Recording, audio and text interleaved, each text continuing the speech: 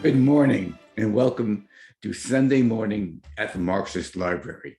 I'm Roger Harris and I'm with the the Institute for the Critical Study of Society, which runs these programs. And we've been running these programs for over a decade and a half.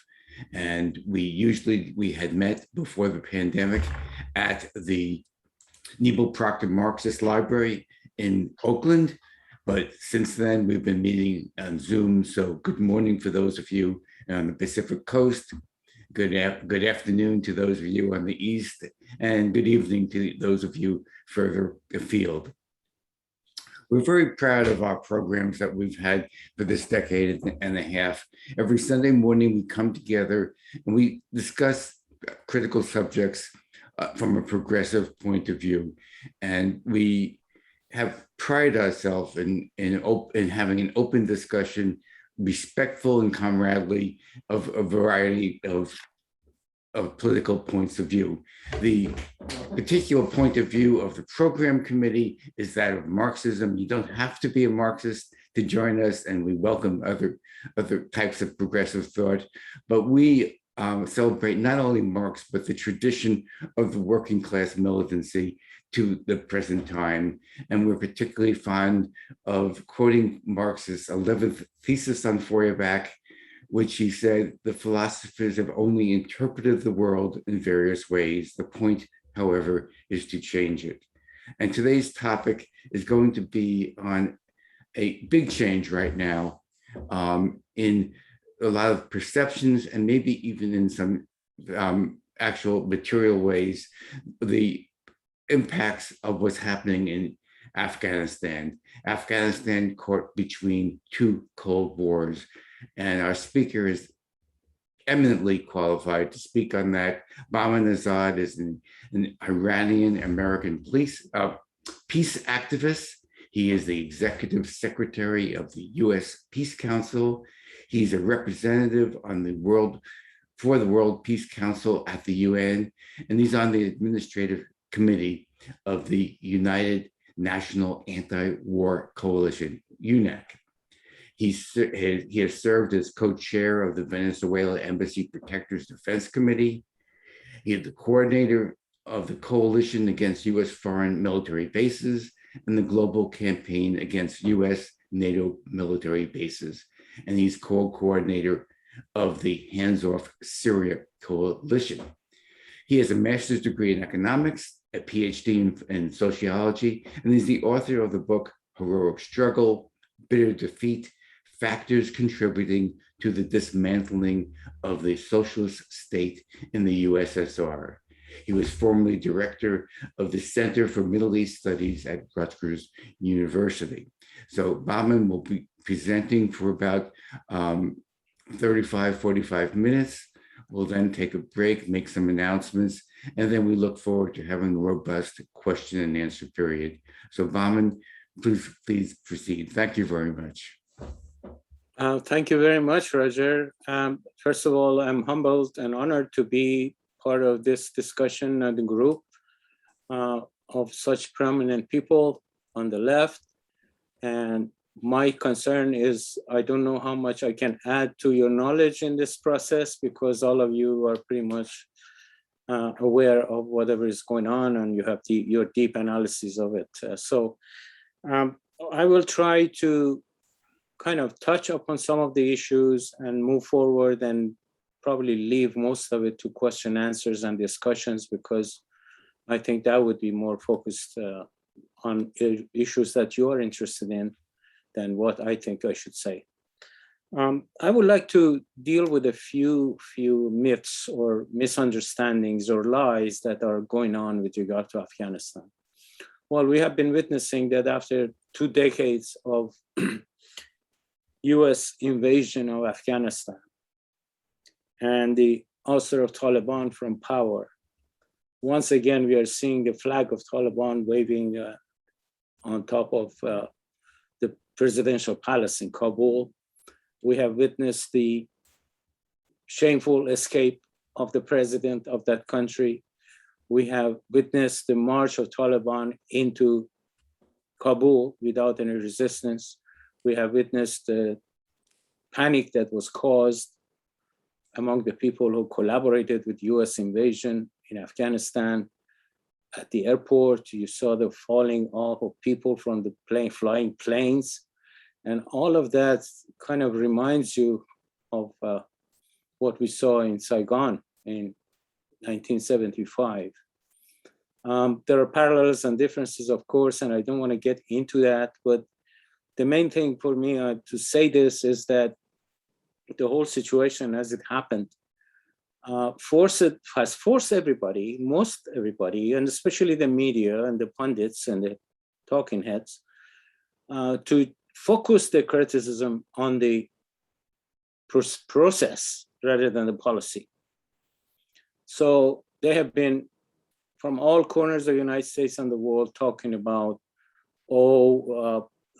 look at how what a humanitarian crisis we have, what Taliban are going to do to Afghan women, why did we lose this? Some of them say, as far as, as if they want to deal with policy, we haven't learned from the past, and things like that, without really questioning what happened to begin with.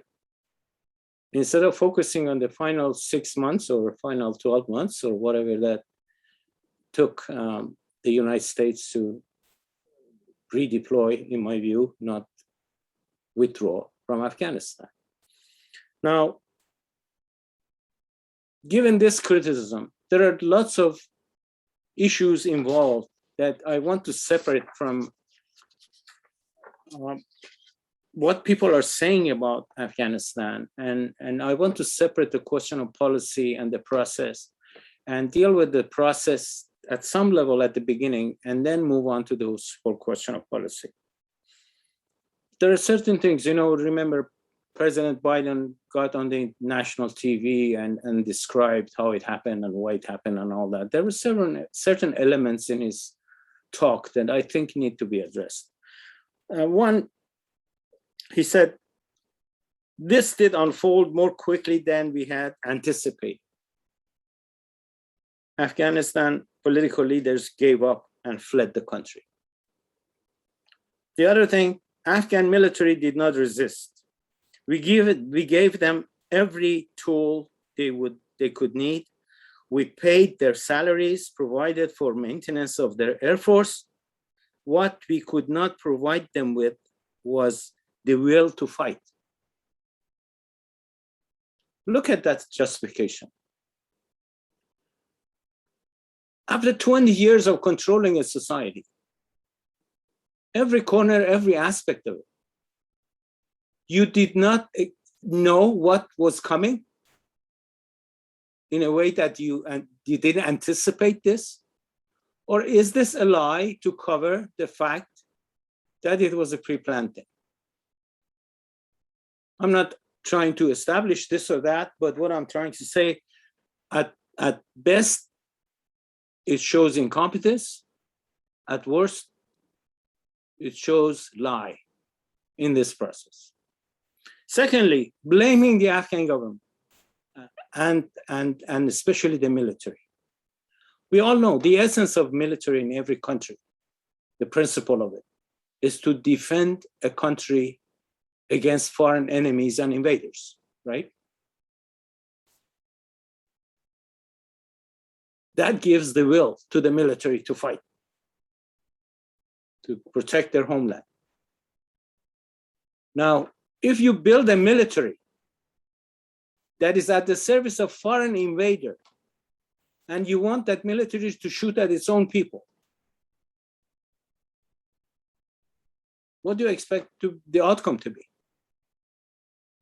Besides, from the time of Trump administration, the deal was struck. It was clear that Taliban was supposed to come back and take over in 6 months or whatever length of time, right? So why would an Afghan soldier die for a pre-established outcome? Why should they? Of course they wouldn't fight. What reason did they have to fight? And it seems to me that Ghani actually escaped with the help of United States forces. They flew him out.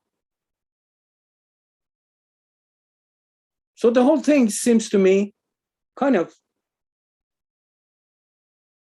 a staged situation, right?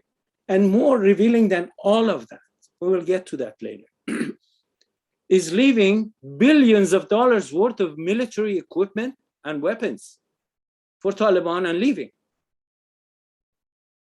If you look at the images of Taliban marching into Kabul, they are on US Humvees, carrying US weapons,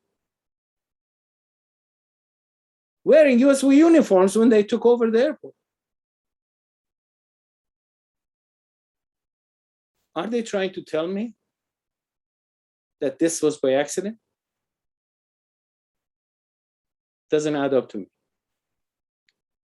And now at the end, there's all the crocodile tears. Oh, what will happen to these collaborators? What is happening to Afghan women? After 20 years of bombarding them and killing them, yet suddenly the media is concerned about Afghan women and children. And the last act of the United States before leaving that place was kill another 7 children.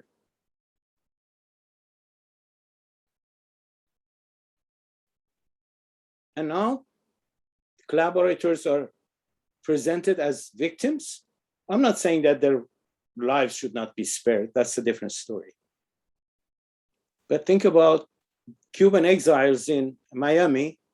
Now you're going to have 75,000 Afghani traitors in the United States that could form a political base for reactionaries in this country, right? And nobody's talking about any of it. In the name of humanitarian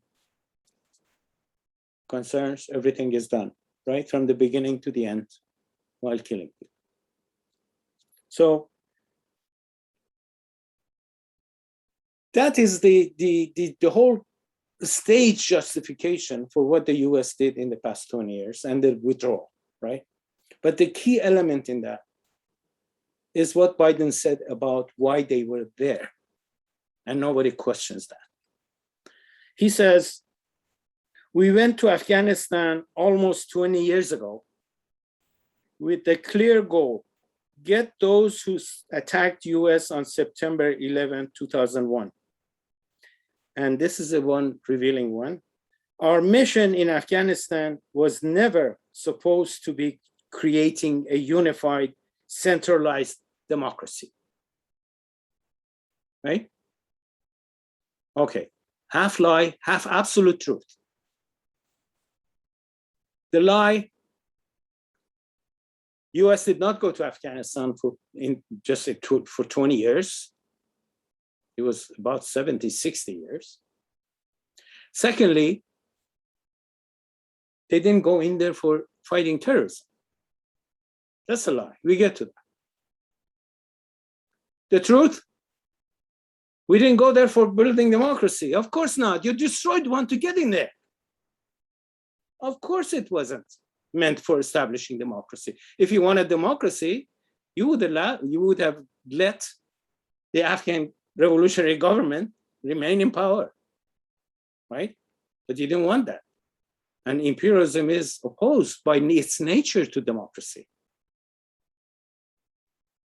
So it's a confession in a restricted way to a truth that is happening everywhere, not just in Afghanistan, destroying democratically elected governments from Iran to Chile to coups in Nicaragua and other places. It's trying to bring down Venezuela,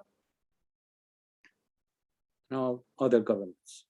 So I want to focus on this 20 years because, and the war on terrorism that they say was waged.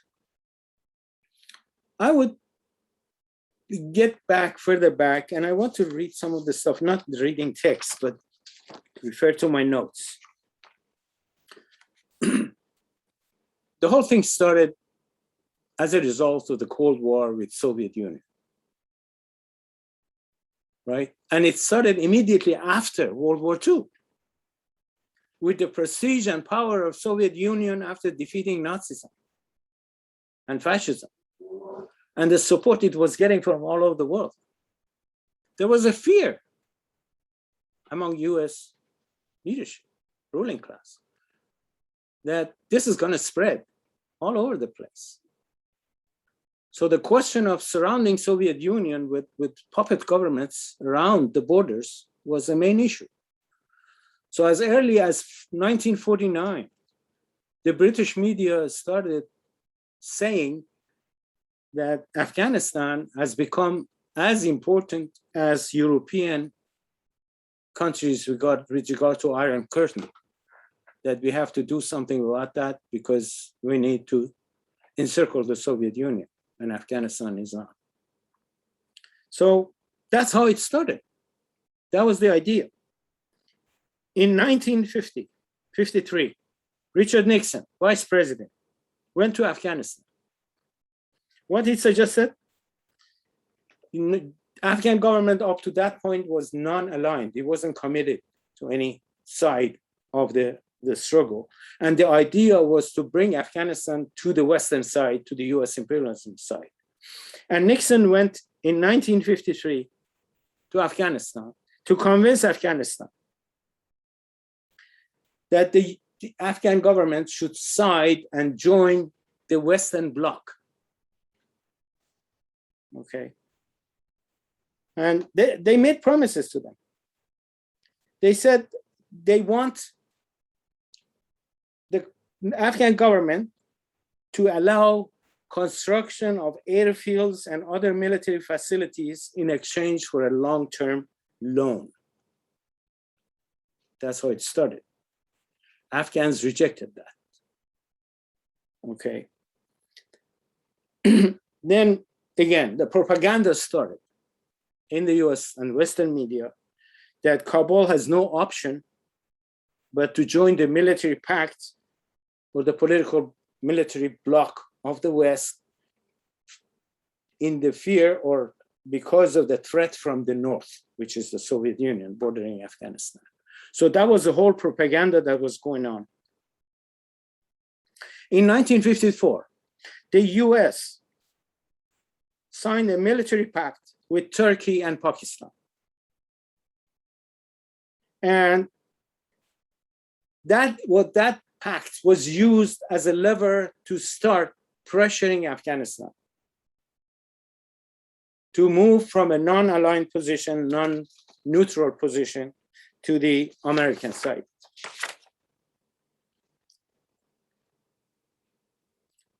In the face of this pressure, in the middle of this pressure, it was in 1953 that Muhammad Dawood Khan, the cousin of the king of Afghanistan, actually staged a court coup against him and took over power. And that scared the Western powers again, that this might be a pro-Soviet leftist government. So they intensified their pressures on the Afghan government, on Dawood's government. And now with the help of the pact that they had with Pakistan and Turkey, they also added the Shah of Iran and his secret service, Savak, to move in and try to penetrate the Afghan government, Afghan leadership, and move it or steer it towards the West. What happened was, actually, the US had in 1955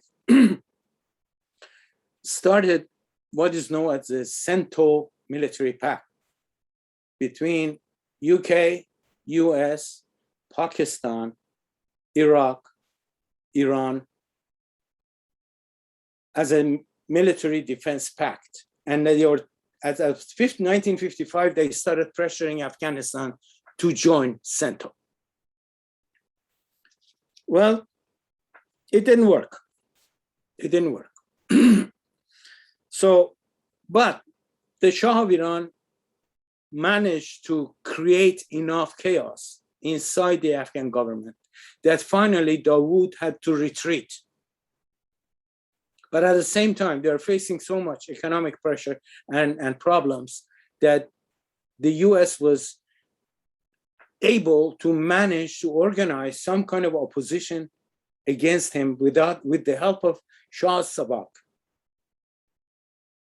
for him to finally collapse. And the People's Democratic Party of Afghanistan, who saw the whole crisis coming up, finally managed to take over in 1978. And they, you know the history, they started very deep-rooted reforms, land reforms, educational reforms, industrialization, all kinds of things that they moved forward to do. But the US had already established a linkage with the Islamic forces, Hekmat Yar being one of the key figures there. They were already operating against Dawood, and now they reoriented their efforts against the Afghan government of PD, People's Democratic Party. So the opposition was there, and they were fighting the Afghan government over various issues. Two key issues that these fanatic religious Muslim forces were fighting against was, one, the land reform that Afghan government was carrying out, and second was women's education. The two primary, I'm not saying these were the only two, but that was the motivation. US saw this happening, but they didn't engage that much. A key factor that changed the whole situation, that called for US direct intervention, was the Iranian Revolution in 1979. What happened there? Of course, Iran reoriented the whole direction, joined the 9/11 movement, shut down Israeli embassies, nationalized a lot of industries, everything else. But there was one key factor that made US to move toward Afghanistan. And that was the radar listening posts on the border of the Soviet Union that the US had established to control, as a part of verification process, the nuclear activities of Soviet Union. With the fall of the Shah, those listening posts on the northern border of Iran with the Soviet Union were lost. If you remember, the SALT II was temporarily suspended. That was the key element because those radar posts were critical in ascertaining this compliance of the Soviet Union. And they lost it. And they suspended immediately the SALT II agreement with the Soviet Union. They didn't explain why, but the Iranian Revolution was the result, the cause of it, because they lost that ability to verify. That is when Afghanistan became important in terms of reestablishing those radar posts on the northern border of Afghanistan, right?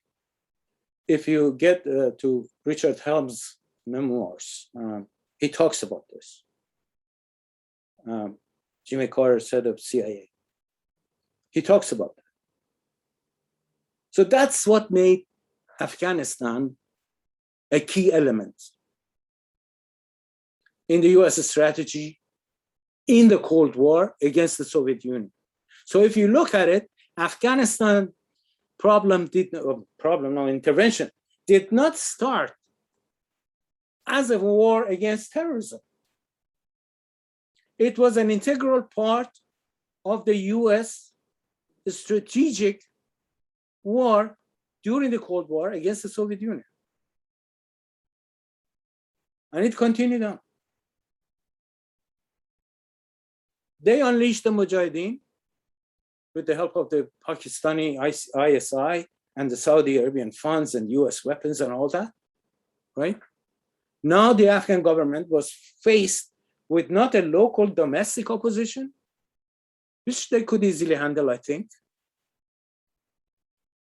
but with a superpower coming in to back the opposition.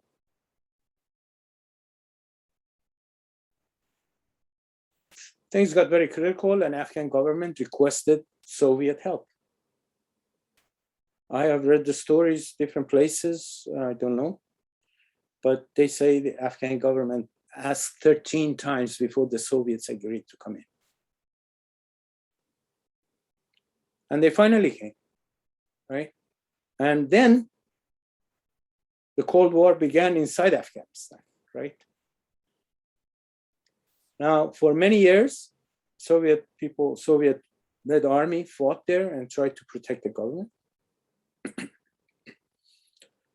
But people say Soviet Red Army was defeated and left. A lot of today's pundits are talking about parallel between Soviet departure, the British departure, and the US departure. You know? But Soviet Union was not defeated. If you remember, when Gorbachev took over. That's the period, right?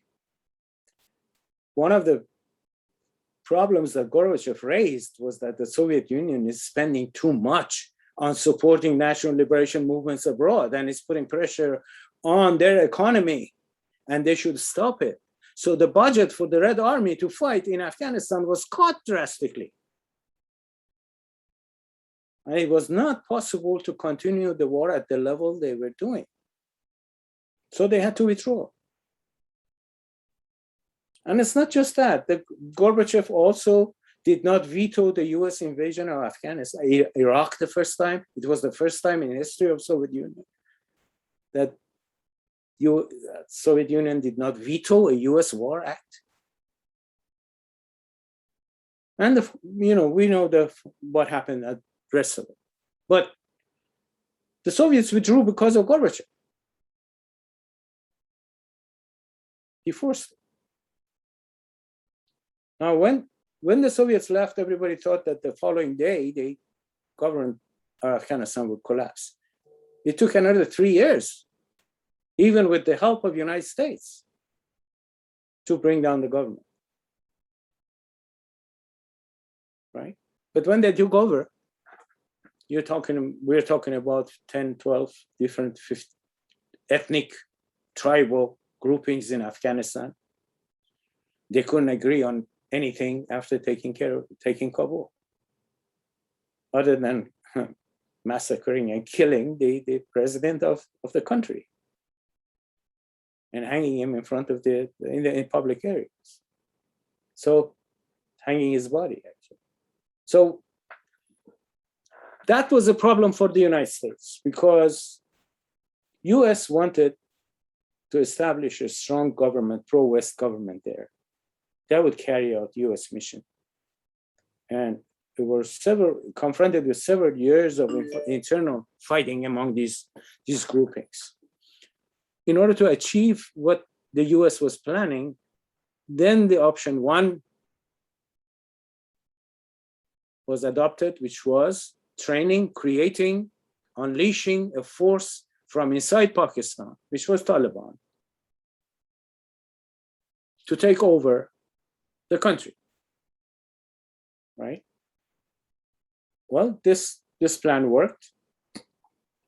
They themselves brought Taliban in the hope that some stability will be established. The Unocal pipeline from Central Asia would be, installed from Asia to open waters of the Gulf and Indian Ocean, and all that. What complicated the matter was this September 11, that kind of disrupted that plan. And that whole thing led the United States to decide to directly get involved and create a central government that can handle those things, right? Which was this puppet government that they brought in.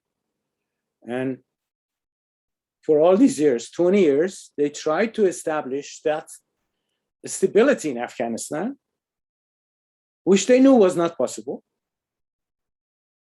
But they continue. We know as of 2014, they were quite aware. The military leadership of the United States was aware that there was no way for a military victory in Afghanistan, right? Why did they stay? $2.3 trillion spent for war that went into the pockets and accounts of military-industrial complex, right? That was the reason for staying on, while knowing that it cannot happen. So they did all that. If you look at the numbers, Brown University gave an interesting one, because out of that 2.3 billion, 532 billion, 2.3 trillion, 532 billion is for the interest paid on the debt created as a result of war. So the finance capital and the banking system was also profiting from this. It wasn't just a military-industrial complex. So finance capital and high-tech industrial capital was doing it. And they stayed. What changed it? The rise of China. They realized that things are getting out of control for them with regard to China. China is strengthened to a point that can kind of challenge their interests everywhere. And they decided that, the plan for pivoting to Asia and to China that Obama administration initiated needs to be implemented forcefully. So that consideration, thinking that, okay, we have this China on our hand, on the one hand, China's challenge. On the other hand, we're spending our resources economically, militarily, on a local thing that bears no result and is insignificant compared to how they could be used directly against China. So they decided they had to withdraw. Redeploy forces towards the east. And that's what they did. Now, whether the implementation was done rightly or not, that's a different story. I'm not going to get into it. But that is what the plan was. And they implemented it. And they didn't wait even 2 months to announce this new military pact between UK, US, and Australia, which the process had started with Obama to begin with. So they went full-fledged with it now. And this is how they deployed their forces. When the US withdrew, I kept telling people, they didn't go home. Where did they go? Where are they planning to go? And this made it clear when the whole plan was. Now, with regard to Afghanistan, I think they intentionally left the weapons to strengthen Taliban, to first of all, crush any resistance, create the stability that the United States wants, so that they can act against China, against US, against Russia, against Iran, and at the same time, create an economic environment when the pipelines can be built, when extractive industries of the United States for precious metals, for batteries, the mineral that is used, all those can go on. So they want to probably try to make Taliban economically dependent on themselves and have them do the US bid at the same time being in charge. But they're having problem with that because the field Taliban and the Qatari Taliban that are pro-West are two different animals. And we have to wait and see what's happening afterwards, especially the tribal nature of Afghanistan makes it virtually impossible for one group to take over the rest. So we should expect some turmoil there. and we don't know how bad it's going to get or how successful the Taliban will be. But I want to conclude by saying that US went in there as a part of the Cold War against Soviet Union and pulled out as a part of project of the Cold War against China. And that's how it happened, in my view. So I'll stop here. I'd rather have a discussion rather than. Thank you. Thank you very much, Bahman. And you covered a tremendous amount of territory in a very short period. So I'm very much looking forward to the discussion. Before we get into the discussion, I'm going to ask Alan to give us a preview of some of the upcoming programs. Alan, is that what you'd like to do? Sure. Hold on, let me bring it up. You can get information about our programs at our website, which is ICSSmarks.org. And there we have announcements for upcoming programs, as well as posts, including the videos of past programs. So they're all there. And it's also the place that you can sign up for our mailing list if you're not already on it, to receive regular, consistent notifications about programs, upcoming programs. Next week, we have an interesting and timely program, Why the Cuban Revolution Has Endured, a Marxist assessment of Cuba's historic break with capitalist rule and its lessons for today. The speaker will be Jeff Mackler, and it'll be next Sunday at 10:30 a.m. as usual Pacific time. We also have information on our website about how to donate to the Marxist Library. And we would ask you to take a look at that. We do have expenses and we want to continue our program. We also want to support the Marxist Library, which has been our host for over a decade now.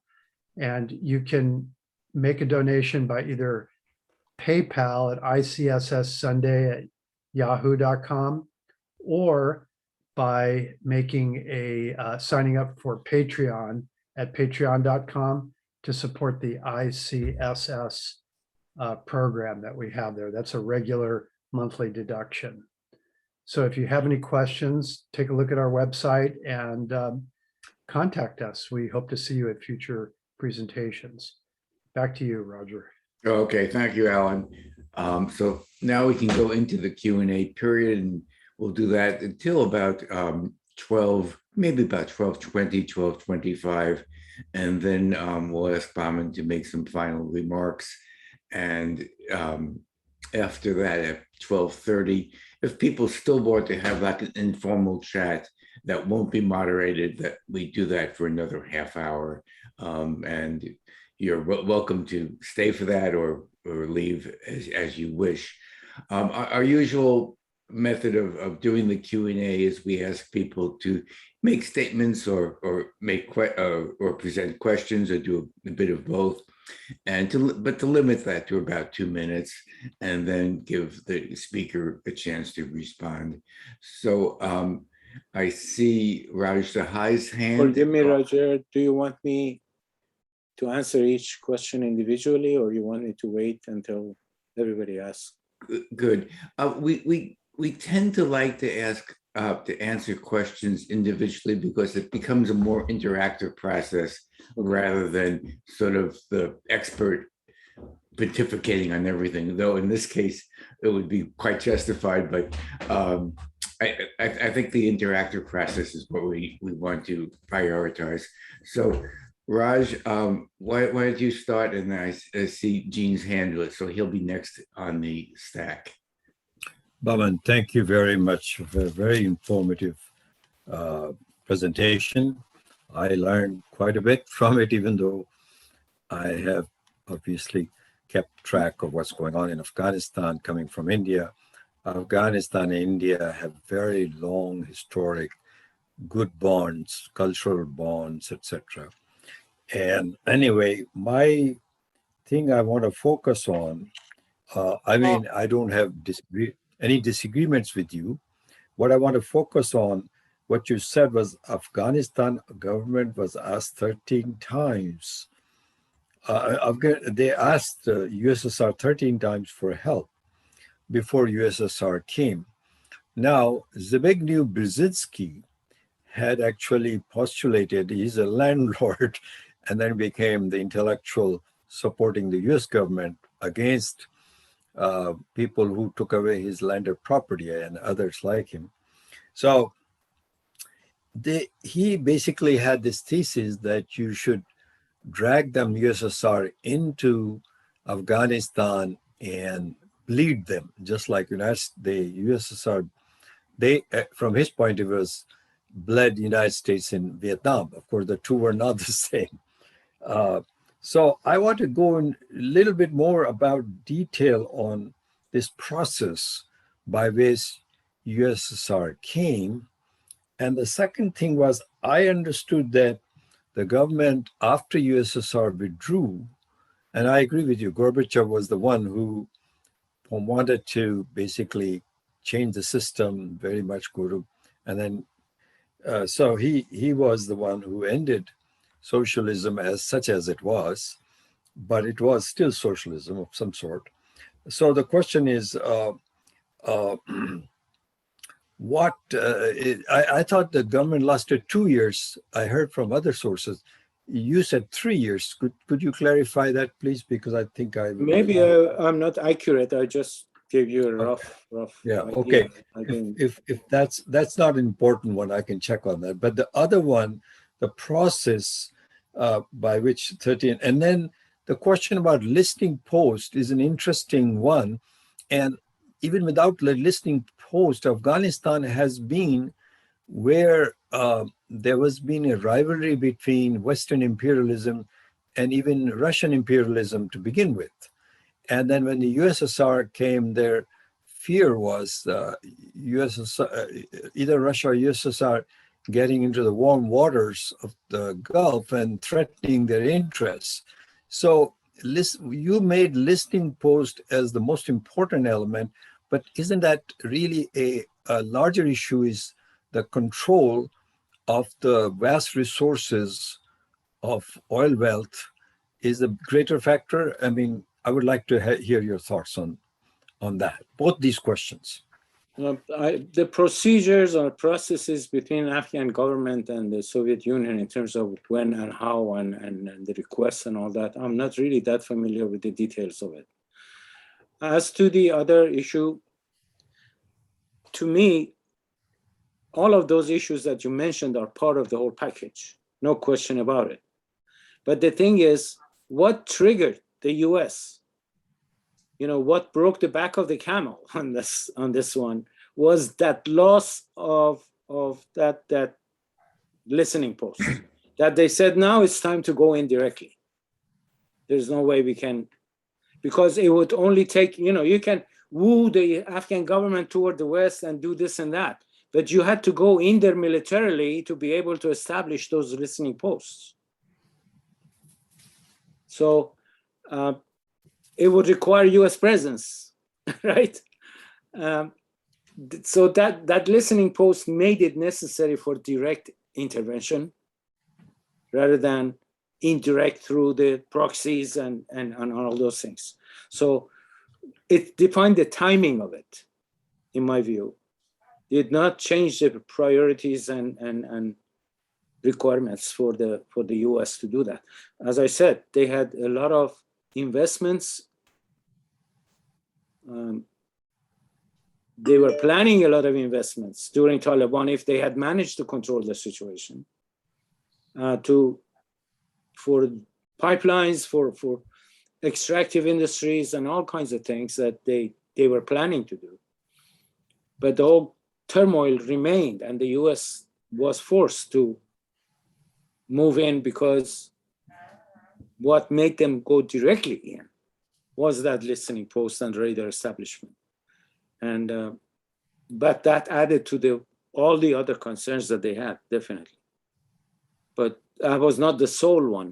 It was just the last one that really shifted the balance in terms of strategy. They should go in directly. So you're saying that was a trigger, not It was a trigger. Not a strategic issue, but the trigger. The trigger for direct presence. Got it. Thank you.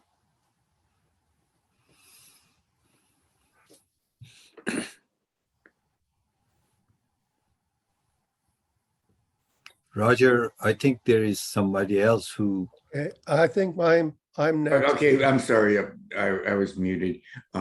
So Gene Rule is next, Okay. and then Richard Fallenbaum. Okay, well, thank you so much for this. I'm a member of Veterans for Peace, the China Working Group, and of course, I'm very sensitive. And we have our pivot to peace with China. So we try to follow what's going on there. But I had kind of two comments I wanted to make. One from actually a poem by Rudyard Kipling, the poet laureate of British imperialism, and another more contemporary. But what Kipling says, he has this ode to a British soldier, and it goes something like this. When you're wounded and left on Afghanistan's plains, and the women come out to cut up what remains, then lean to your rifle and blow out your brains and go to your God like a soldier. Go like a soldier, soldier of the Queen. And it's pretty clear that the Queen didn't learn very much from the British experience there or care very much about her soldiers. But I think that's kind of symptomatic of what goes on there, and US imperialism is about to correct that. The other thing I just want to mention is a little bit more contemporary. My usual fun appeal I got from Rand Paul this morning addresses this. He keeps sending them. I don't know why. I don't give him any money, obviously.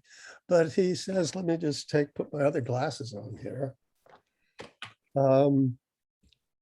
He says, Secretary Blinken can't even answer simple questions about Afghanistan, like, was the guy the Biden administration droned off? Was he an aid worker or an ICSS operative?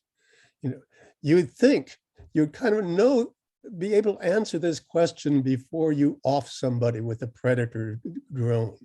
And that's a very perceptive question, and one of the reasons why we should listen to both sides of the aisle. But again, that kind of speaks about what is going on with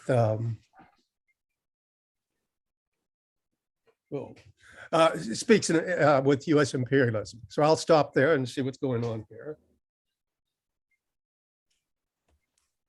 So Bahman, do you want to comment or go on to the next question? Go to the next slide. It was a comment. Okay, good. Then Richard Fallenbaum, please, followed by Mark Albertson, followed by Yusuf Kursi. Towards the end, thank you actually for the presentation. You mentioned a kind of balance of forces or different factions of the Taliban. I wonder if you could elaborate a little more on that, and generally the balance of forces within Afghanistan at this time, what your impression is, and any suggestions you might have for what stance progressive forces could take in the United States and the West beyond just hands off. I mean, is there something we can do that will positively affect the situation? But basically, I want to know what's going on in Afghanistan now. Thank you. Well, sure. You know, the Pashtuns as the dominant ethnicity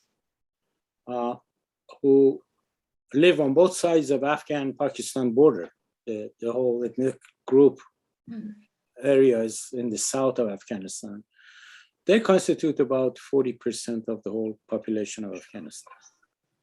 So they are the major group. They are the ones that Taliban belongs to. Now, history of Afghanistan we're talking about 8, 9 different groupings. One of them, Hazaras, are Shiite, as opposed to the rest of them that are Sunnis in Afghanistan. And Taliban do not consider Hazaras as Muslims. So they tend to crush them. They don't want to deal with them. So that is one area of conflict that will remain, and we have to see what will happen. The northern part are mostly Tajik and other tribes, other ethnic groups, and in the center, that historically none of them have been agreed to be subservient to the rule of any other one. So what we're dealing with here is potential tribal conflicts within the society. Another element is that some of these, what US calls terrorist groups, and they are in many ways, like ISIS-K, for example, are integral part of Taliban and their war against the central government. They have been. And we have to wait to see how they're going to, on the one hand, Taliban, pro-West Taliban faction that is now all educated one, nice speaking ones on TV that are coming from Qatar. And actually the one that is actually the head of that Taliban now was 5 years US prisoner in Afghanistan, and then released, and then moved to Qatar, and probably was educated there how to come back and take over in a civilized way, so-called. And they are trying to kind of mend fences with the United States a little bit, to coexist with the United States. And probably reduce the oppressive measures of Taliban, especially the religious Sharia and all that, so that all of that propaganda against them can be minimized. But the thing is, the Taliban that fought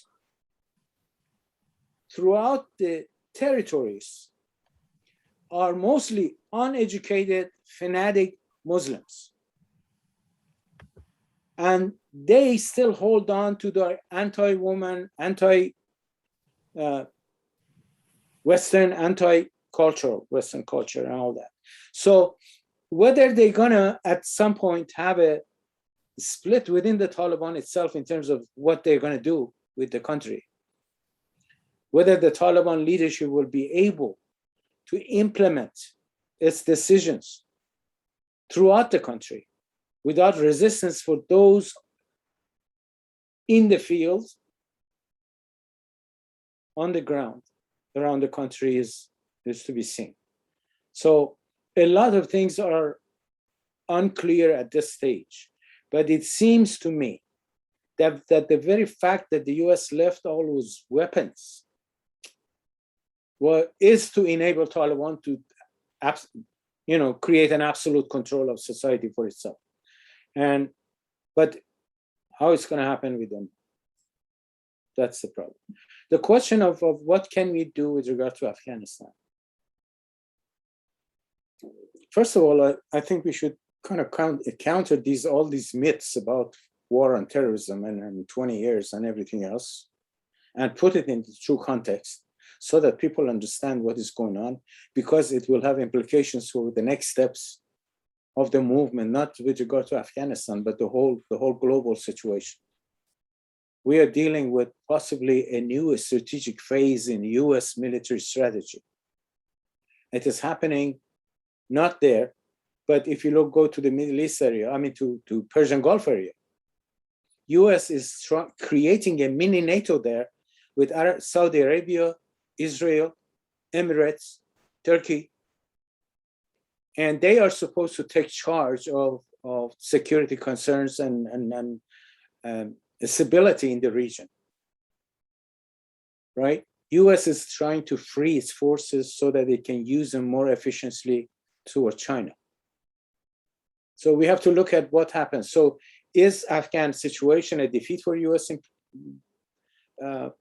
military, or is it a shift in the strategic planning in terms of how they're going to use their forces? So I think we should focus on those areas, because nothing at this stage can be said about what is going to happen in Afghanistan. It's very much unpredictable right now. And it's in flux. We have to wait and see what will happen.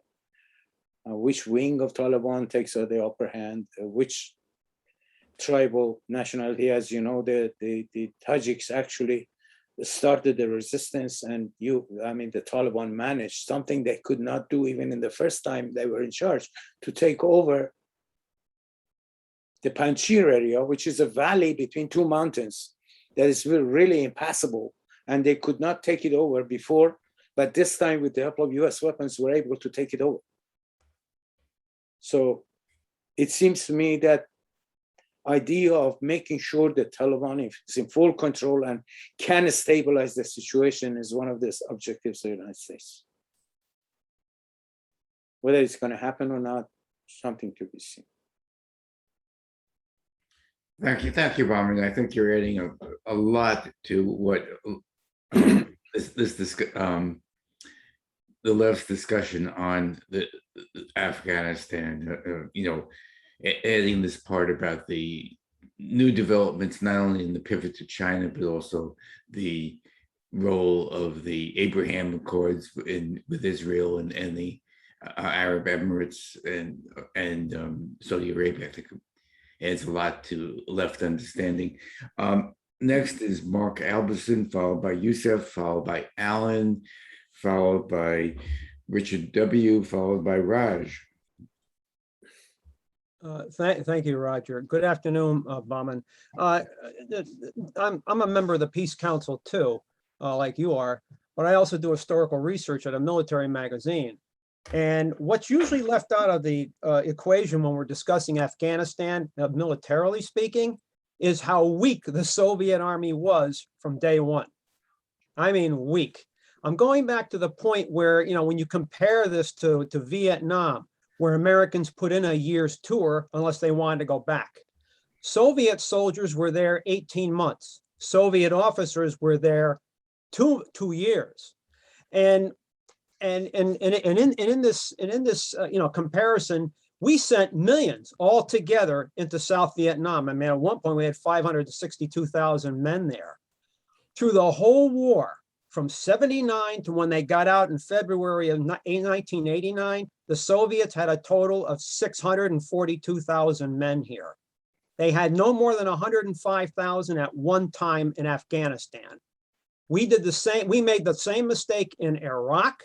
We made the same sort of mistake here again in Afghanistan, but that's not the point. The point here is the Soviets had, depending on what source you consult, around 15,000 dead, give or take a few hundred, and around 49,000 wounded.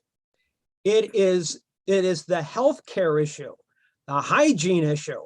Out of 642,000 men, 415,000 got sick. Over 115,000 had infectious hepatitis. Over 31,000, I find it interesting, had typhoid fever among the diseases. How do you think that is when these guys go home? Does this undermine society? You know it will. So the Soviet army by 1979, heck, the Bulgarians could have beat them. That's what faces the Soviet Union in 1989. The army was a paper tiger. Interesting how this is conveniently left out of the equation here. Your response, if you'd like to make one. Well, thank you for the information. Unfortunately, I haven't been studying that detail that you have, and I appreciate it if you send me the information. I'd be glad to. I'd be glad to. And one more quick aspect here. The Soviets again had around 15,000 dead, give or take a few hundred either way, but the Muslims lost over 1.3 million. And so, I remember seeing an interview done by a Colonel Bellick, who was part of the mujahedeen, and he was asked, point blank, he was asked, Gee, the Russians had the planes, the tanks, the guns, so on and so forth. How come you guys won? The answer was simple. We were willing to fight to the last man. They weren't. What does that tell you about these guys now? We didn't learn from this? No, as you see, that I don't buy. We all and they didn't. The question is the nature of irregular war that they were engaged. Right. The Soviet military was not fighting a regular army. Correct. That many of those weapons had no use when you're dealing with this kind of irregular army. Correct. Correct. And- That's the point. Right. So the question for the Soviet Union was not to take over the country. It was to protect the government from falling so they can continue on with the projects. Right? Right. So, and don't forget that many of the casualties of Soviet Union came as a result of the weapons that the United States provided the mujahedeen. Yeah, but it's the sickness, though. I mean, that shows the weakness of the Soviet. That never would have happened to a Western army. That doesn't happen to a Western army. It happened to the Soviet army. That's the point. They're sick. They're sick. But then again, the point you just made, you know, the Russians put their troops mainly in the cities or large towns. So the mujahedeen controls the countryside. The French made the same mistake 1808 in Spain. They controlled the cities. The Spanish insurgents controlled the countryside. The French made the same mistake in North Vietnam. A lot of times we made the same mistake in South Vietnam. I find it a trend here that the people who controlled the countryside eventually win the war. So what is your conclusion from this? It's hard to fight a people's war. You know, when you move into a country and the people are convinced to fight on, like Mao once said, the guerrillas are the fish and the people are the sea. And as long as the fish can swim in the sea, as long as they got the willingness to wait it out, they'll win. You are assuming that the whole people of Afghanistan was fighting against Soviet Union. No, that's not the point. Yeah, even a few can fight as long as they have access to the people for support. And also as long as they have weapons provided and finances provided from abroad, right?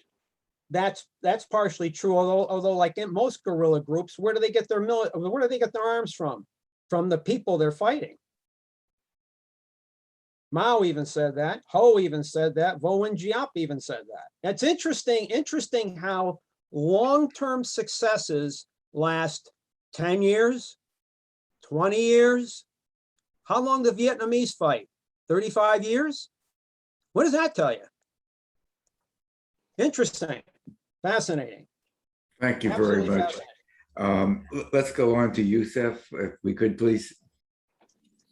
Yes, thank you very much for the talk. Could you clarify the conflict between Dawood and the Halk Party, the People's Party, and also maybe some comments about overtures that China has made to the Taliban, it seems, and also Iran is making. If I am correct, that was my impression from Press to Afghanistan. So I wonder if you have any comments on that. Also, just a small quibble. Iraq was in the Baghdad Pact that was a predecessor to Santo, but there was a revolution in Iraq. Oh, sorry, I misspoke. I agree. Yeah, and Santo was formed after. Okay. Well, the Dawood issue, Dawood had some reforms in mind that originally were progressive a little bit, and he was to implement them. When the West started to interfere, especially through the Shah Savak, and increased pressures on Dawood, and sabotaged Dawood, and organized the opposition, Dawood retreated and kind of succumbed to the pressure, and things had started to go in the opposite direction. And on top of that, the economic problems that existed had made a lot of this, people unhappy. So that is the reason why the PDP took over. They decided to intervene and take over and stop that reversal. That's how it started. That's what they did get involved. They were there active in the opposition to the government from progressive side, but Dawood succumbed after a period of time to the pressures from the Shah and the West. And that is where he was changing course. And that was the trigger point for the PDP to try to take over the process. Sorry, what was the second part of your question?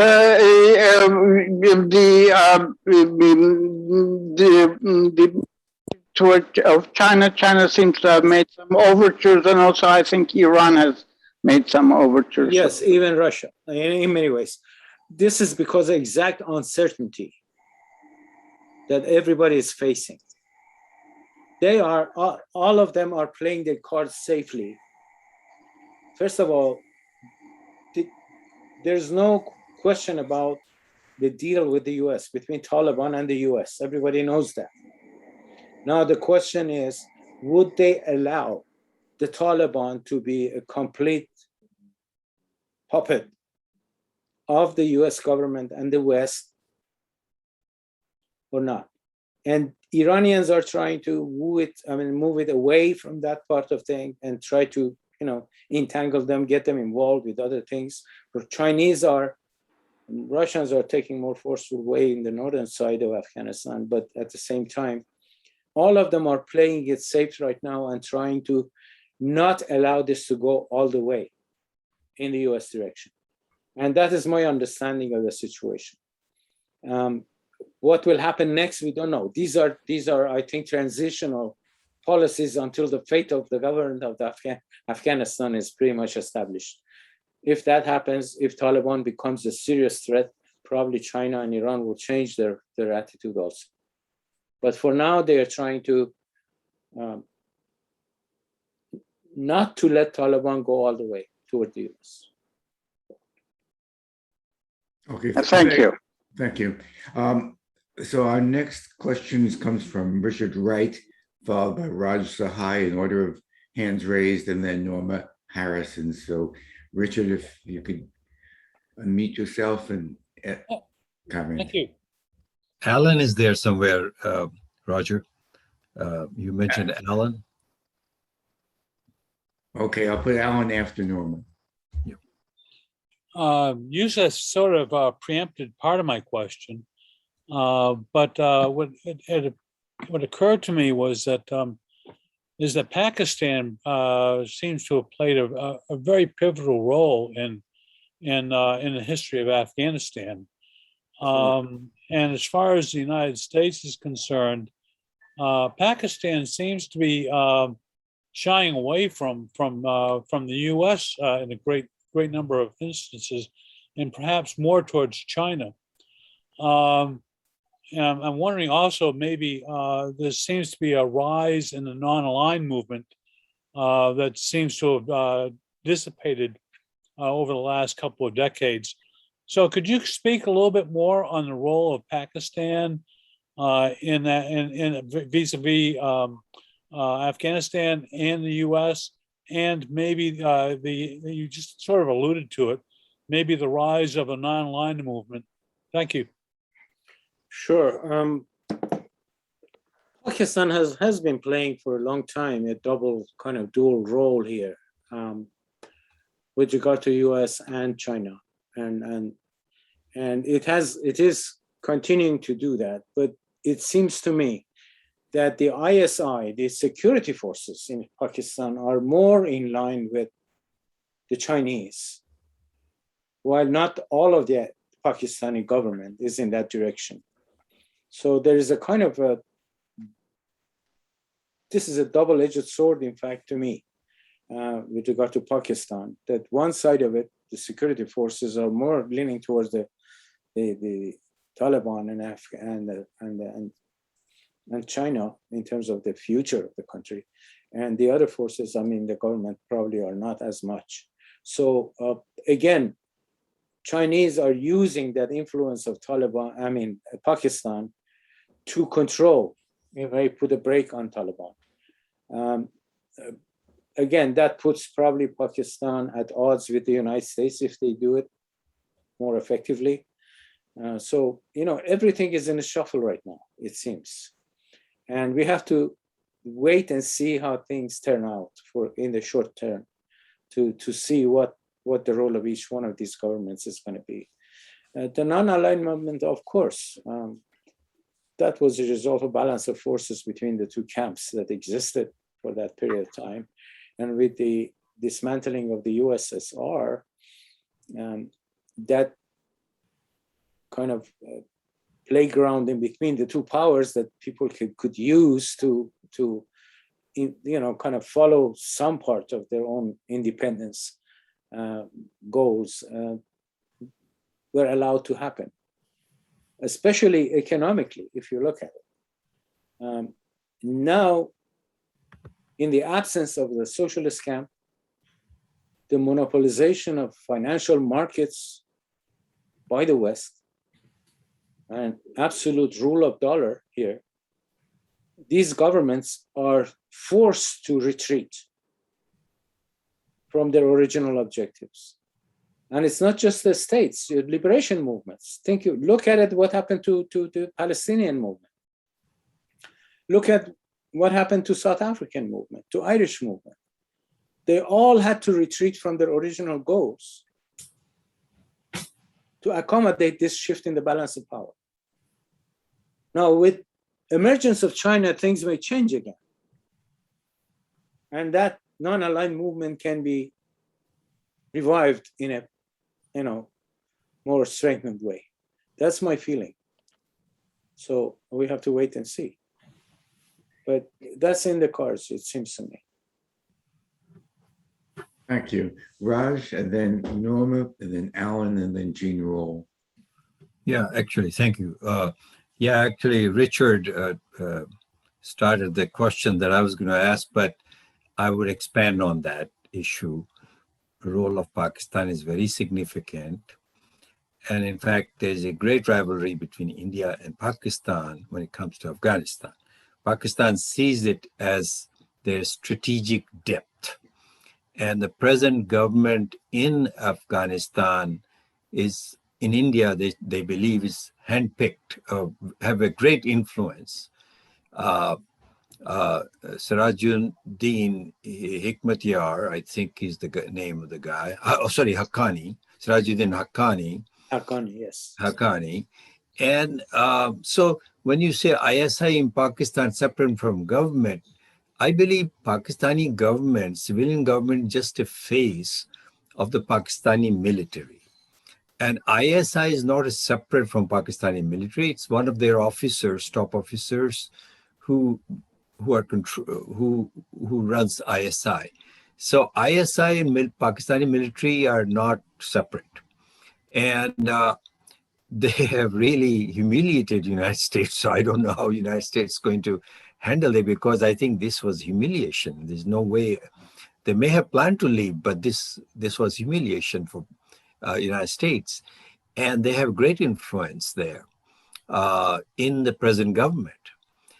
So the interesting thing here is that there is a kind of a block. I don't know if you see that rising with China as the economic power, Russia as a military power, Iran is now sort of part of it, and Pakistan is sort of part of it. And Afghanistan, I think, would be helpful if China and this whole group could get it part of it. So, you know, do you see that rivalry emerging between now these two blocks?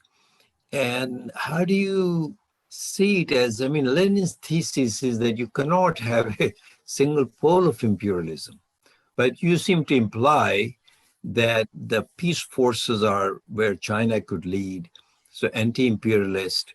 But Lenin's thesis is you can't have a single pole in imperialism. How do you see it with respect to all this going on in Afghanistan? Well, it's a very broad question. I don't know if I can answer all of that, but I agree with you. The bloc is being formed, has been formed. Actually, it happened on the Syrian side. Yeah, Syria is part of it, yeah. Yeah, China, Russia, Iran, Hezbollah, that they call it the axis of resistance that has already been formed. And it was indeed that bloc that prevented US plans from succeeding in Syria. So it's with this now, the Afghan side, the same bloc is actually coming into play, it seems to me again. So we know that US imperialism is weakening, right? And a lot of these things are a result of this emergence of China as a rival alternative force and on the global scene, and the fact that the balance is shifting gradually. And definitely we will be witnessing a lot of changes, probably not in the long term, maybe medium term or sometimes short term, because a lot of things can happen abruptly. We have seen it before. And then this could be one of them. Okay, so Norman goes next, and Alan Miller, Gene Rule, and then I'll call on myself. So Norman, please. Hi, thank you for all that wonderful or very useful information, Bahman. Thank you. When I heard that the Soviets were being invited to come into Afghanistan around in 1978, I knew that they were going to be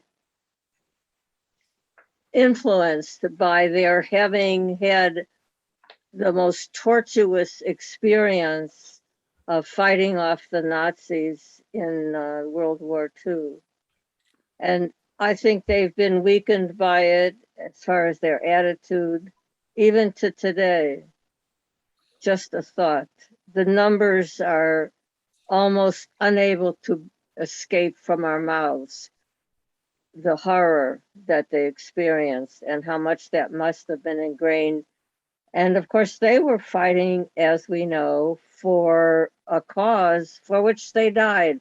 I'm told that their most capable people went to the front. Their scientists, their teachers, their whatever people with abilities to advance the revolution went to the front and suffered or died a whole lot. So I think that colors the sense by the Soviets of their commitment and their ability to fight any more wars, even to this day.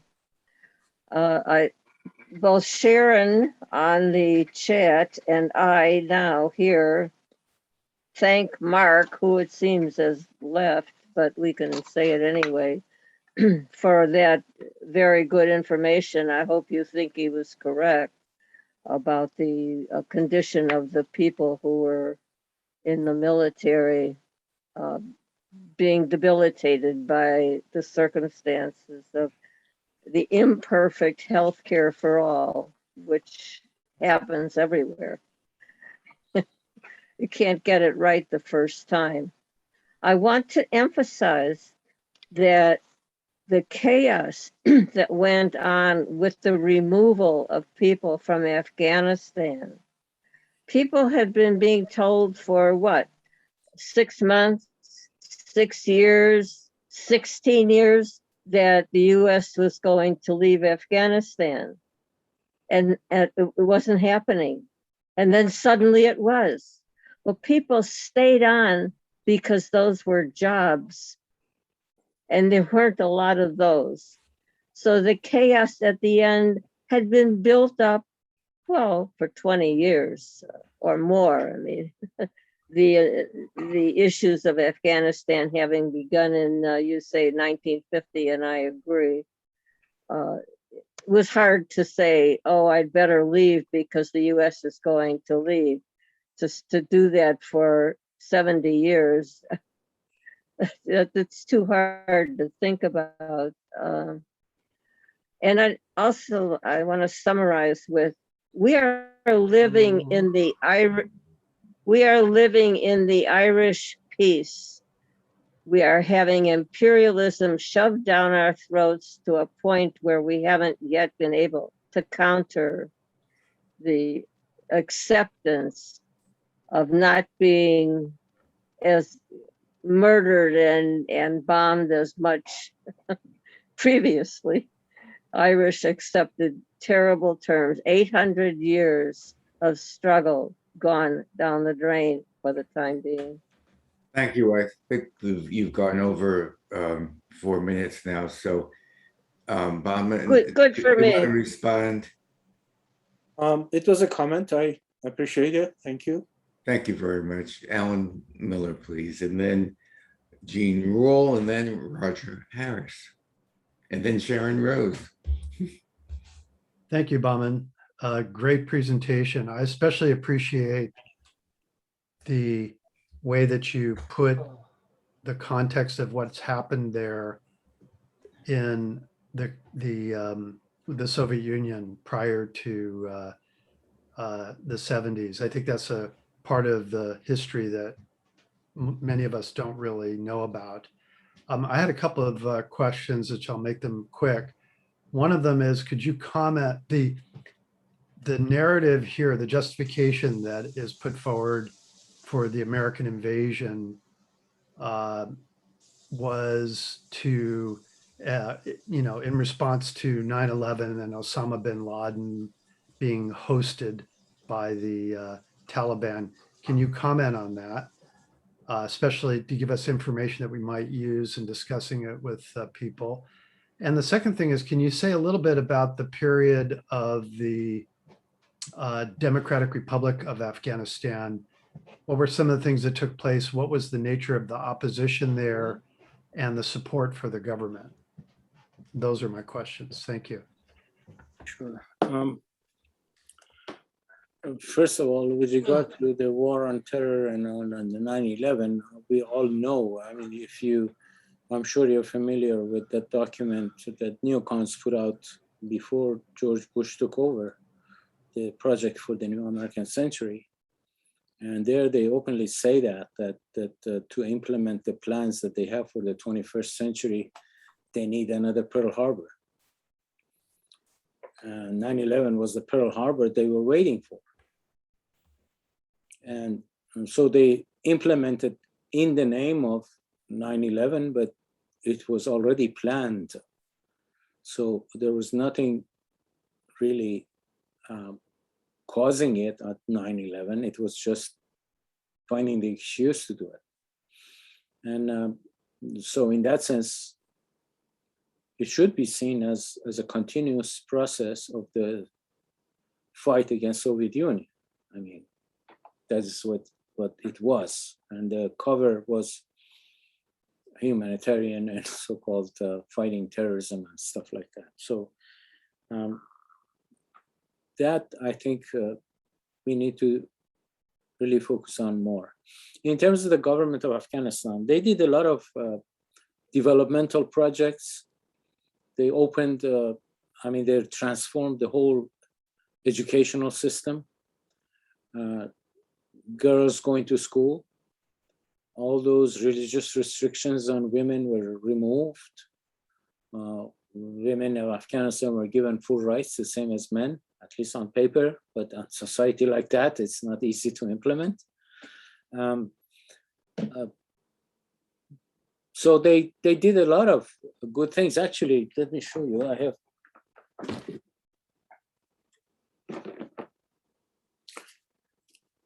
I have this book that I bought from Imported Publications, Chicago. We can't see the title. It's called Afghanistan, the Revolution Continues. It's a whole book of what the Afghan government, People's Democratic Republic, the Democratic Party of Afghanistan did to bring about changes in society. Some people argue that maybe it was hasty. They shouldn't have done it. Of course, the damage was done at the beginning with the assassination of Taraki, the leader of the PDP, and takeover by Amin, Hafizullah Amin, who later on became clear that he was an agent of CIA on the payroll. And what happened was during his reign or rule or whatever, he declared war on Islam and triggered that anger among the population. And the People's Democratic Party tried to correct that, but already the damage was done. And the mobilization against the government had already started because of that process. So that was one reason. But they mentioned the detail in the history that I mentioned to you. This one is Afghanistan, US war, US terrorism in action, published by Novosti in 1984. If you can get a hand on it, that gives you all the details of what the intrigues were before the United States got involved directly. I don't know, probably Libris Books can have it, probably, if you check. Because I got the history of Soviet Communist Party from them. So these can help if you want the details. Thank you. Gene, you're next. Okay, yeah, I put my hand up because I knew we'd be talking about something, but there are some other people that are on the list. But I'll just be very brief and just say that, I think we're kind of viewing this as simply a power struggle between existing blocs. And I'm not sure that's the way to look at it. I view it as Marx said, between the period of social capitalism and communism, there is the revolutionary transformation of one into the other. And that's a period we're in now. And I think it has to be analyzed accordingly. And I'll have more to say on this in December when Raj and I speak on the anniversary of the Russian Revolution. But anyway, very interesting discussion, but I want to get back to the other speakers. Okay, thank you, Gene. Bahman, earlier in your talk, you alluded to the U.S. leaving kind of as a shorthand, and certainly in the mainstream press, the view is that the U.S. has left Afghanistan. Could you elaborate on that? To what extent has the U.S. actually left, and to what extent is the U.S. still there? Do you see that Sharon has had her hand up for a while?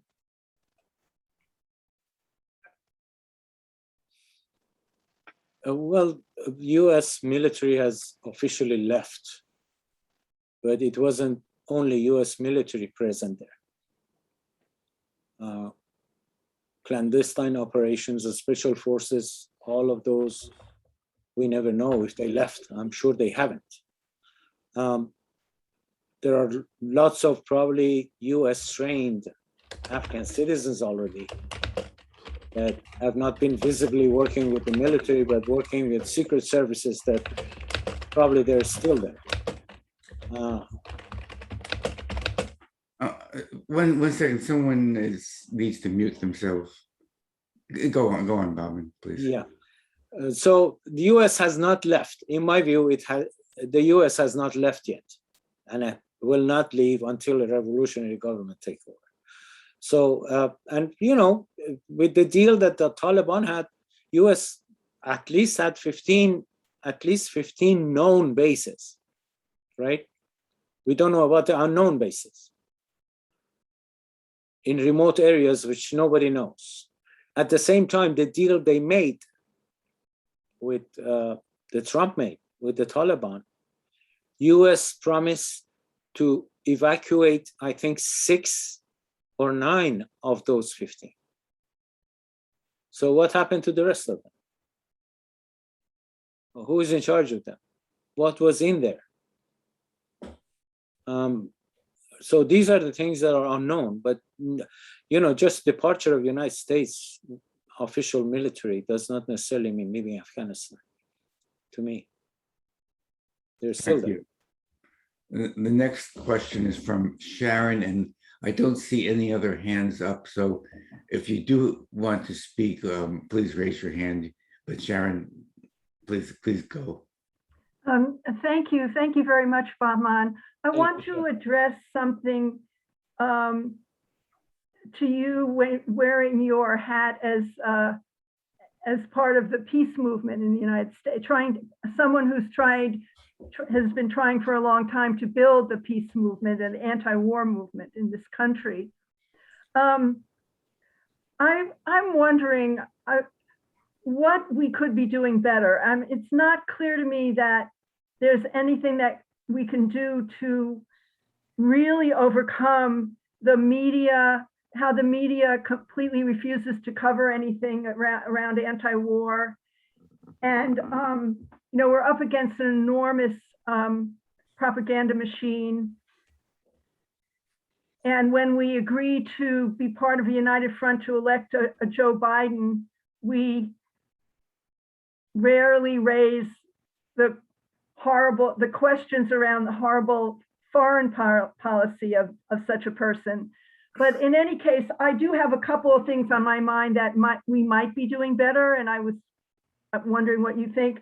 So one of them is the economic draft.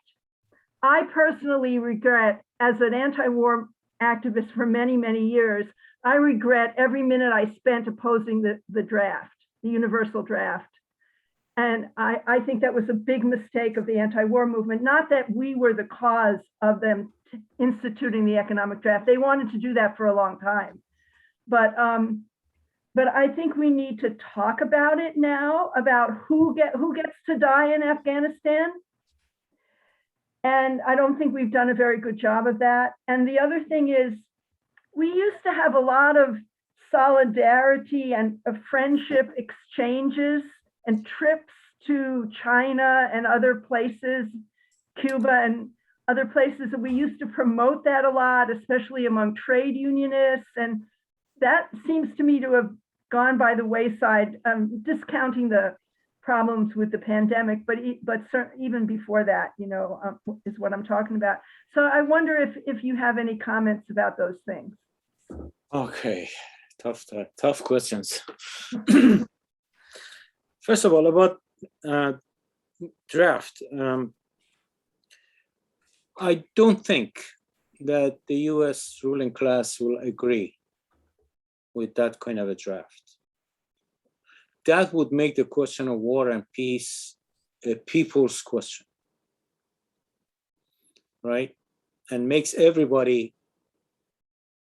have a stake in what the US is doing. So in that sense, I don't think they will go for that. If we raise it, what are we going to gain with that? To me, to make an issue of that, it doesn't get anywhere. I mean, it could be some educational stuff we can talk about, why they're not doing it, but try to actually fight for it, I don't think we're going to get that. In terms of the solidarity missions and delegations, actually, we have been doing that. US Peace Council was the first organization that sent the leadership of the peace movement to Syria. We had a high-level delegation of peace and solidarity to Venezuela. There were Nicaragua missions right now. As much as possible, yes, we are doing it. But all the travel restrictions that the US is imposing, conditions that you have to meet in order to be able to do that, and the cost. I'll give you one example. When we were going to Venezuela as a delegation, the price of the ticket to Venezuela was 3 times as much as going to the next country. They intentionally do that.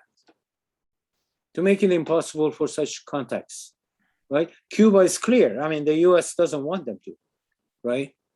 I give you a story. I used to teach an honors course that I had designed for my honors students, 10 of them in one class, 20th century socialism. And I took the example of Cuba.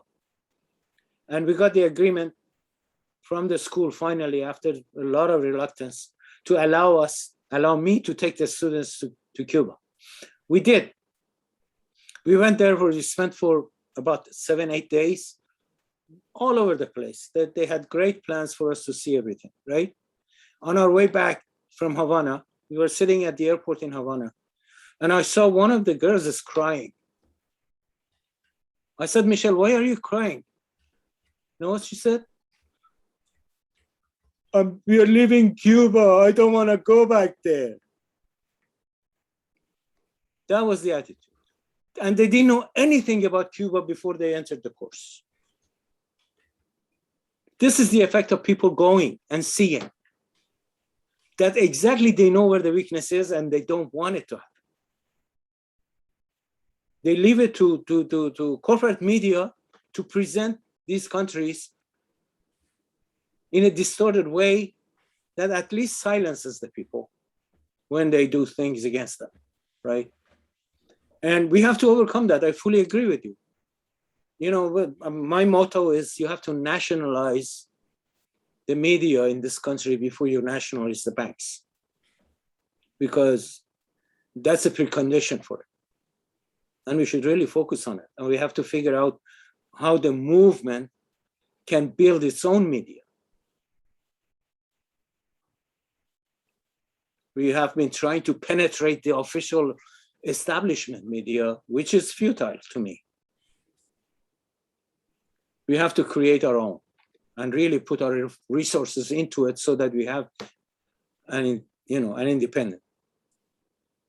For a long time, I was pushing WBAI to allow unions to have their own programs there. I didn't succeed.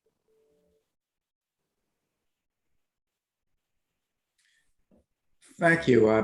I don't see any more questions or comments, and I think that's probably a reflection not of the importance of the topic, but a reflection of the thoroughness of the presentation.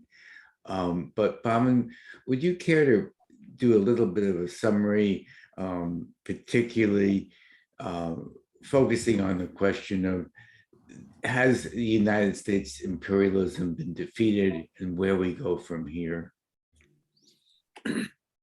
Okay, this is the struggle we have had for a long time within the peace movement. US imperialism is not defeated. It is weakened. And that's why it's resorting to more drastic measures, becoming more militarized rather than trying to buy politicians from different countries. So we are dealing with increased militarization. If you look at it, for a long time, since the dismantling of the USSR, NATO has been extending itself towards the east, towards the borders of Soviet Union and China, right? Now they're moving west. They made Colombia a kind of honorary member of NATO, and now they're negotiating with Brazil to do that. So they are trying to penetrate now Latin America and undo for the 20 years that the US was involved in the Middle East. It neglected what happened in Latin America for a while, and a lot of progressive governments came to power, and a lot of changes happened. Now that they have freed themselves from that, they're focusing on Latin America again, and the Caribbean, and on Cuba, and on Venezuela, and on Nicaragua. So we have to understand the general strategy of what imperialism is doing. And that has been one of the weaknesses of our movement, because Peace Council is one of the main organizations that has been pushing for the peace movement to adopt an anti-imperialist line, understand the process, understand that it's not a question of who is elected to office. You don't defeat imperialism by getting somebody like Bernie Sanders into office. We got Obama there and nothing happened. So imperialism, people have to understand, is a system. It's in its DNA to do these things. It's not a matter of policy. And until the peace movement understands that, we're not going to get anywhere. And we have been pushing that. And we have been trying, at least the Peace Council has been pushing to bring all the anti-imperialist organizations within the peace movement together to create a bloc to be more effective. We have been successful in many ways. We do have a bloc right now, and we're working closely with each other. But the problem is, even within that, we still do not have a coordinating structure. We don't have a kind of unified strategy. Still, each organization has its own priorities, although fighting against imperialism. But one of the key elements that we are pushing right now, and we are encouraging people to get involved in, is cutting the military budget. Cutting the military budget is a key element, because the strength of any country's military is the amount of money they have to spend on the military. And it has been consistent increase. So we have to fight that. And the fighting that, unfortunately, the liberal central wing of the peace movement is looking upward only. Not that they shouldn't. They're appealing to Congress, oh, please cut the military budget. We need force to do that. We need to force them to do that. And our strategy, we have created a campaign. It's a national campaign. Money for human needs. Move the money to human needs campaign. And that is focusing not on appealing to Congress, but appealing to city councils around the country to pass resolutions against the military budget and use that resolution to force Congress representatives from their area to abide by that decision. We have to create the force from below to force the Congress to take action in this regard. It is for the first time in the history of US and Pentagon that the talk of cutting the military budget has become an issue at the top level. And we now have a caucus in Congress just formed to cut the military budget. Barbara Lee is one of them. Barbara Lee was on the board of US Peace Council. And she is pushing for it. Of course, in that campaign, we are not setting the number for it because some organizations think 50%, some people 10%, some people you should eliminate it altogether. So we are not setting an amount, but we are starting to push for any city, any county, anywhere, to have a resolution passed for whatever amount they think is good and they can afford or they can push for, to call for the Congress, pass a resolution, call on the Congress to cut the military budget. We think that's the key element here. If all of the forces are gathered behind it, we are really hitting the core of imperialism with that. The rest depends on that money. And we know how deceiving those budgets are, right? I mean, the nuclear budget is not in the Pentagon's budget. It's in the Department of Energy. Chemical weapons is in the Department of Health and Human Services. So you have to add up those things. And it goes far beyond trillion and 1.2, 1.3. They talk about the peacetime budget of Pentagon only, 740 billion. That's for running the Pentagon and the military. The war budget is separate. $170 billion were separately allocated for the war in Iraq. That comes from the discretionary, not the Pentagon budget is separate. Same in their Homeland Security part.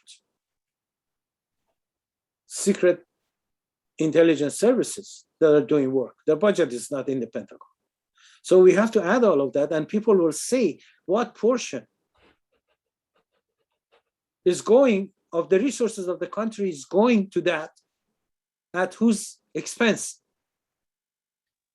Healthcare, education, infrastructure. I remember as soon as US went into Iraq, the tuition at the school that I was teaching tripled because the funds from federal government were cut off. People don't see that. The price of gas went doubled after Iraq war started because Pentagon was the main consumer of the amount of oil, fuel that was available. And they were running tanks across the Iraqi desert that consumed 8 gallons per mile, not 8 miles per gallon.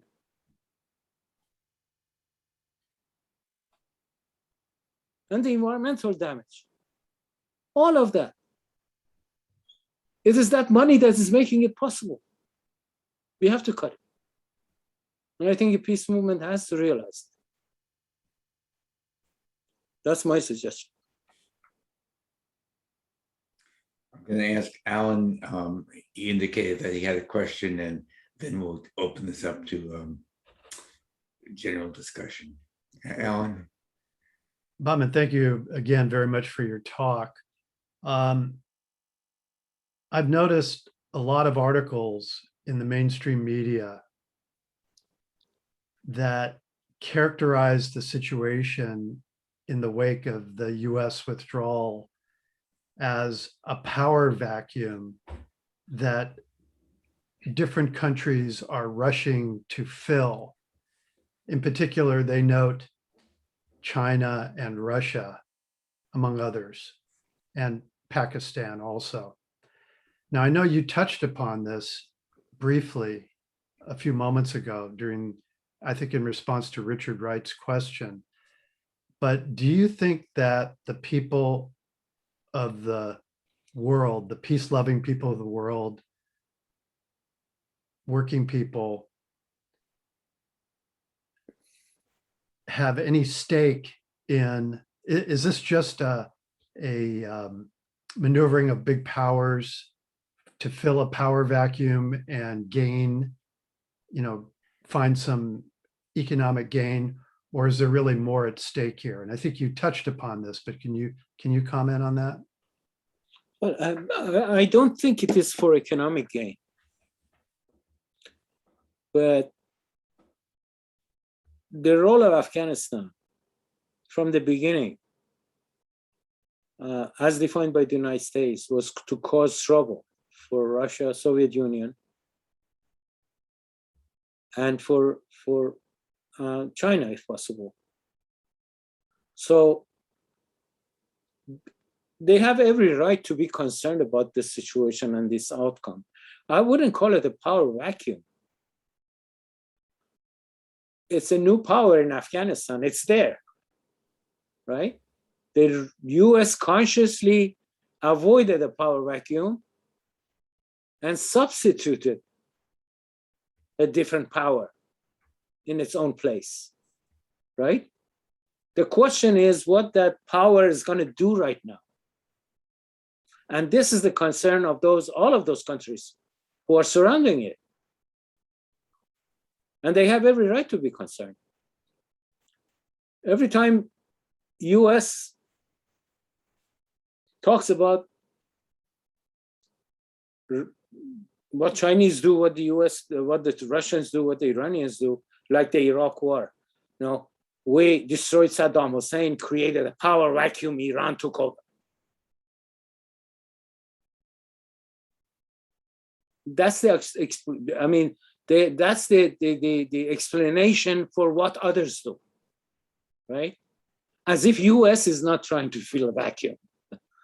Everybody else is, and opportunistically waiting for that to US to be kind enough to leave and the power vacuum starts working. No, this is not a power vacuum. It's a conscious substitution of Taliban for the US in it. And they are not doing that even. that only Turkey is getting involved. They're relegating part of responsibility to Turkey. So it was consciously designed. They're doing the same thing in Syria with Turkey. Turkey is part of NATO. How could it be a power vacuum? Yes, dismantling of USSR created power vacuum around the world that actually the neocons try to fill in. But in this case, I don't see any power vacuum.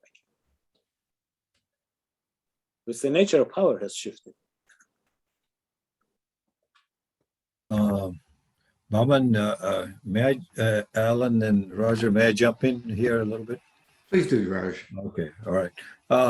You know, United States cultivating Taliban is a bit difficult for me to accept, because not because the United States wouldn't want to, but for Taliban, any government to be legitimate in the eyes of its people will be difficult for them to ally with the United States, or at least outwardly, okay?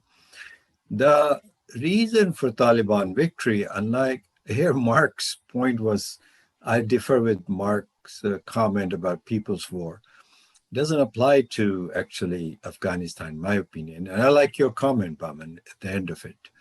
The thing is that in Afghanistan, there were three laws operating: tribal law, the Islamic law, and the secular law. And they're all conflict with each other. The tribal law, there is, you know, things like if a boy falls in love with another clan's girl, the men of another clan have a right to come and rape the boy's sister. This happened in Pakistan, as you know, is a much advertised case. That's a tribal law.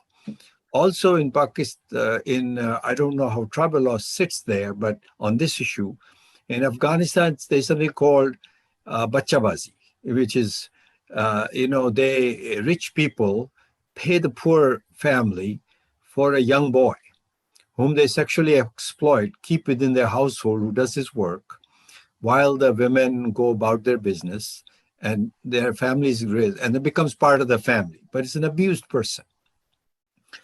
Karzai tried to, this is a friend of mine who's at least was here for a while. He was, I don't know if Zia Hassan is here. He was telling me.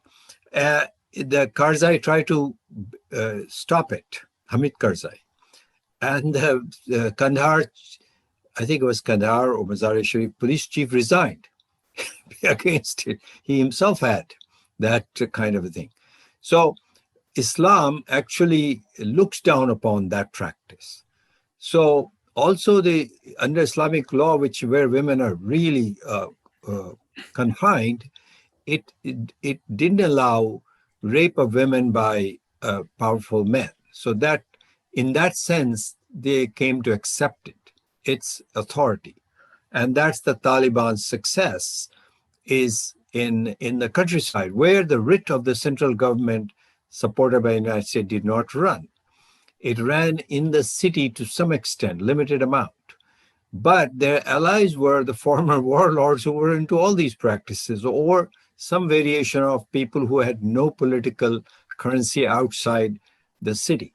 And they filled their pockets. So that's how they became. So in this situation, the outcome is difficult. Then there is Pakistan playing into it. Whether the United States can actually bribe the Taliban to become a trouble for China and Russia and all that, I think this theory requires some substantiation. I think they left basically because of, as you pointed out, pivot to the east, which is China, but also because this was a drain and it was unsustainable for them to keep on going. So exactly. I would like you to comment on what I just said. I totally agree with you on that. This was the second best choice they wanted. They had no other alternative. It was waste of resources. It was not getting anywhere. It was distracting their focus. from more global strategic issues to a local issue that could be managed differently. So they decided they want to go out. But they couldn't leave a vacuum because you never know who will fill it. So they had to arrange for these forces to come in and take over. I'm not saying that the US was, Taliban will openly be acting as on behalf of the United States, no question about it. But I'm sure US has a lot of economic strings to attach to Taliban and kind of modify their behavior and use them. That's all. Because their option A, which was actually having that puppet government take over the whole country, didn't work. What else could we do?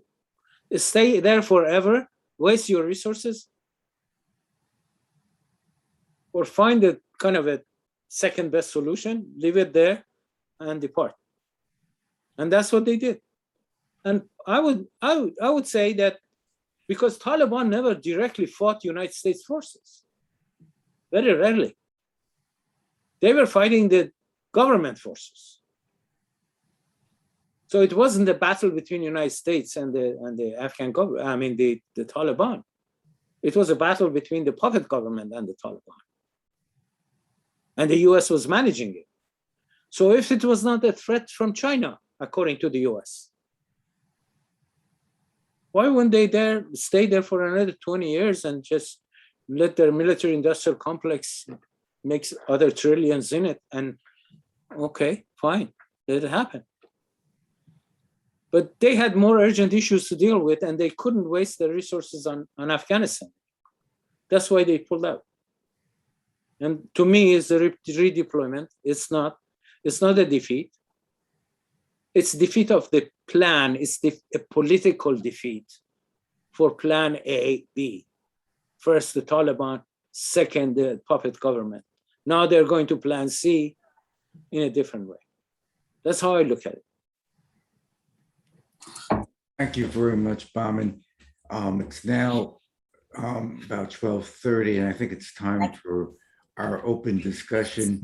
Let me just make a little comment about that the United States not so much got defeated as it was a failure to the United States, but not a defeat. It was a failure, as Bahman said, of not establishing a puppet government, but it was not a defeat because US strategic objectives were still achieved. And I think we need to be very clear that the US strategic objective in Afghanistan was to prevent a socialist alternative.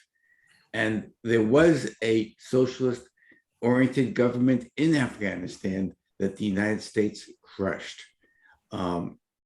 And that is what the prize is.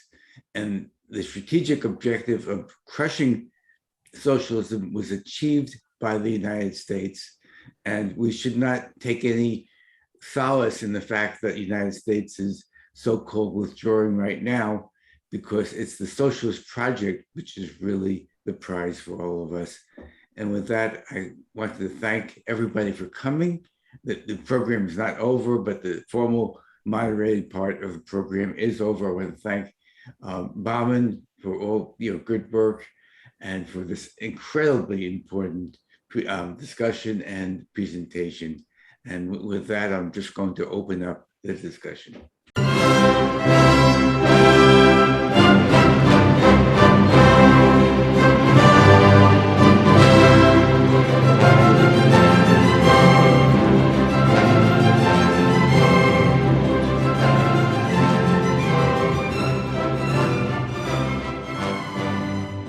Institute for the Critical Study of Society at the Nebo Proctor Marxist Library receives no corporate funding, nor do we have any paid staff. We rely on the support of working class folks that share our commitment to the socialist legacy of Karl Marx. We continue to need funds to meet necessary expenses. Since we can no longer pass the hat, at our in-person forums, please send contributions to our treasurer, either online via PayPal or by check. The PayPal ID is ICSS Sunday, SUNDAY, at yahoo.com. And the name is Richard Fallenbaum. And checks may be made out to Richard Fallenbaum and sent to him at 1225 Nielsen Street, Berkeley, California, 94706. Fallenbaum is spelled Fallenbaum. To donate directly to the Marxist Library, send a check to the Nebel Proctor Marxist Library at 6501 Telegraph Avenue, Oakland, California, 94609, or directly or donate online at www.paypal.me/npml. For information, write to npml at marxistlibr.org, and the website is marxistlibr.org.